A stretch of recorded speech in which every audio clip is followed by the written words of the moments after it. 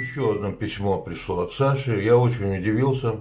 Из Новосибирска от Саши, от шамана. Я очень удивился. Он меня просит и говорит: вот список книг, которые я хотел бы почитать. Я думал, уже давно он завален книгами. До такой степени, что ему уже, как говорится, их не прочитать за всю жизнь. Но вот пишет, что хотел бы вот эти книги почитать. И целый список мне прислал.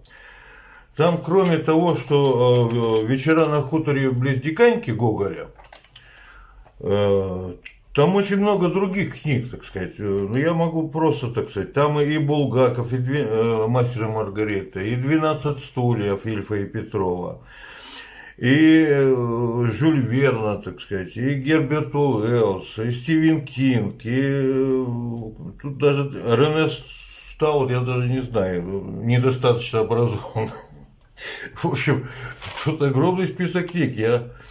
Ну, понятно, Даниэль Дефо, Стивенсон, «Остров сокровищ», ну, Робинзон Крузо.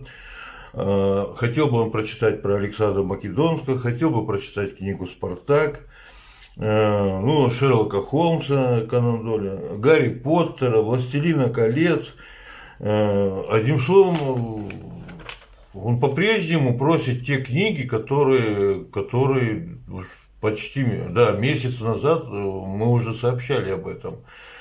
Ну, хотя бы по одной книге кто-то бы послал, так сказать, у кого есть двойные экземпляры там и так далее. Ему бы этих книг хватило, я не знаю. Вот у меня здесь из списка, который он просит, у меня здесь только «Мастер и Маргарита» есть. Все остальное, как говорится, у меня на зимней стоянке в лесу, ну, то бишь на даче. Да. В общем, в этом смысле, наверное, Саше надо еще помочь.